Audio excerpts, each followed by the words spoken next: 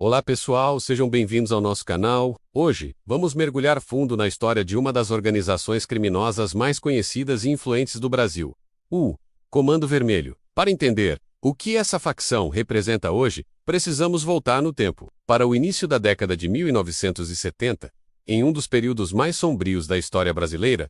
A ditadura militar foi dentro do sistema prisional do Rio de Janeiro, mais especificamente no presídio de Ilha Grande, que as sementes do Comando Vermelho foram plantadas. Naquela época, presos comuns e presos políticos eram mantidos juntos, e foi dessa convivência forçada que surgiu algo inesperado.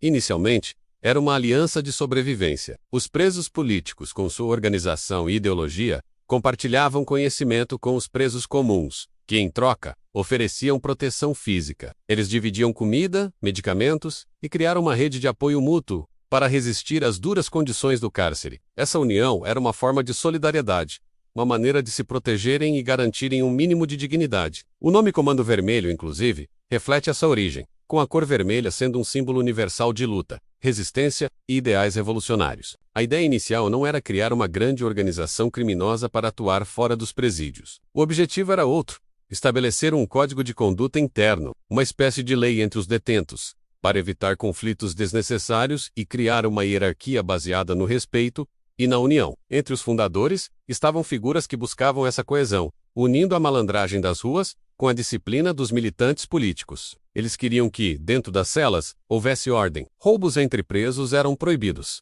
e a palavra dos mais velhos e respeitados tinha peso de lei. Essa estrutura, que começou como um pacto de proteção, aos poucos foi se fortalecendo e se tornando mais organizada. O que era um movimento de resistência dentro dos muros da prisão estava prestes a se transformar em algo muito maior, extrapolando os limites do sistema carcerário e mudando para sempre o cenário da segurança pública no Rio de Janeiro e no Brasil. Com o passar dos anos e a libertação de muitos de seus membros fundadores, o Comando Vermelho começou a expandir sua atuação para fora das prisões. As favelas do Rio de Janeiro, muitas vezes abandonadas pelo Estado e carentes de estrutura, se tornaram o território perfeito para a facção fincar suas raízes. A organização, que nasceu para proteger seus membros na cadeia, viu no tráfico de drogas uma fonte de recursos imensa para financiar suas atividades e consolidar seu poder. Foi nesse momento que o Comando Vermelho começou a se estruturar como uma espécie de estado paralelo. Líderes, conhecidos como chefes do morro ou donos da boca,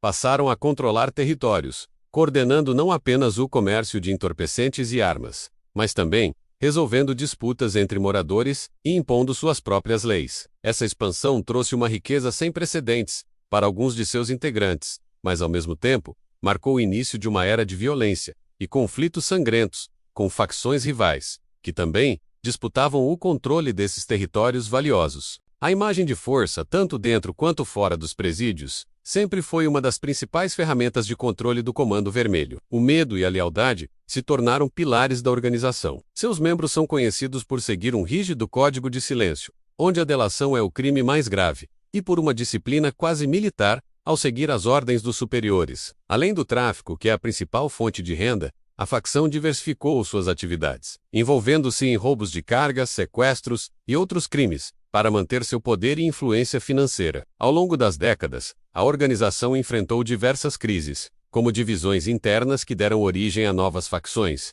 disputas sangrentas por território e o combate constante por parte das forças de segurança. Mesmo assim, o Comando Vermelho sempre demonstrou uma incrível capacidade de adaptação, mantendo sua presença dominante em muitas comunidades até os dias de hoje. Essa resiliência é uma marca registrada de sua história. A estrutura hierárquica do Comando Vermelho é clara e bem definida, um dos fatores que explicam sua longevidade. No topo da pirâmide estão os líderes mais antigos e influentes, muitos deles comandando as operações de dentro dos presídios de segurança máxima. Eles são a instância final, ditando as regras e supervisionando as operações de grande escala. Abaixo deles, cada território controlado pela facção tem seus responsáveis, os gerentes locais, que se reportam diretamente aos líderes maiores. As decisões mais importantes, como a expansão para novas áreas ou a declaração de guerra a um grupo rival, são tomadas de forma centralizada por esse conselho de lideranças. A comunicação entre os membros é feita com extremo cuidado, utilizando códigos e tecnologias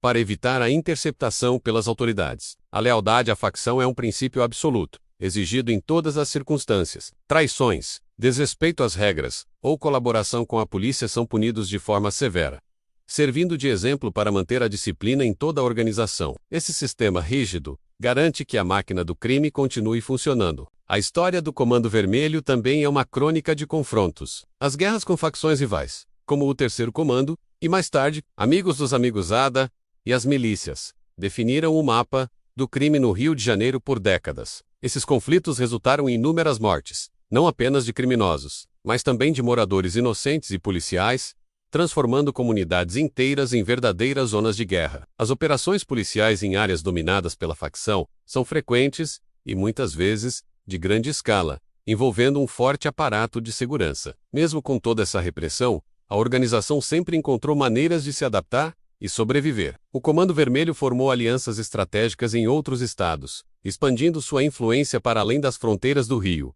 Além disso, diversificou suas atividades criminosas e usou o poder econômico do tráfico para se infiltrar em diversos setores da sociedade, fortalecendo ainda mais seu controle. É impossível falar sobre o Comando Vermelho sem analisar o contexto social em que ele surgiu e prosperou. A facção é, em grande parte, um reflexo das profundas desigualdades sociais do Brasil, especialmente no Rio de Janeiro. A ausência do Estado em muitas comunidades, a falta de oportunidades de emprego, educação e lazer, e a exclusão social criaram um vácuo de poder. Foi nesse vácuo que organizações como o Comando Vermelho se estabeleceram, oferecendo não apenas uma fonte de renda, mas também um senso de pertencimento, proteção e status para jovens que muitas vezes não veem outra perspectiva de vida. Para muitos moradores, a facção se tornou a única autoridade presente, resolvendo problemas que vão desde disputas entre vizinhos até a imposição de regras de convivência. Essa estrutura paralela de poder é complexa, pois ao mesmo tempo que impõe o medo e a violência, também oferece uma espécie de ordem e assistência, onde o poder público falha. Hoje, o Comando Vermelho continua sendo uma das organizações criminosas mais poderosas e temidas do Brasil. Sua trajetória, que começou com a união de presos em busca de resistência, e evoluiu para uma complexa rede de crime organizado. É um estudo de caso sobre poder, estratégia e adaptação. A facção sobrevive e se transforma constantemente, mantendo uma hierarquia rígida, uma disciplina interna e uma presença marcante no cenário nacional. A história do Comando Vermelho é uma mistura de violência, estratégia e uma incrível capacidade de se adaptar às mudanças sociais e políticas do país. Por isso, a organização é constantemente estudada por autoridades, pesquisadores e pela sociedade, que tentam compreender suas dinâmicas e o impacto profundo que ela causa. A facção representa a complexidade do crime organizado, e como as condições sociais, como a pobreza e a desigualdade, são um terreno fértil para o surgimento e fortalecimento de estruturas paralelas de poder.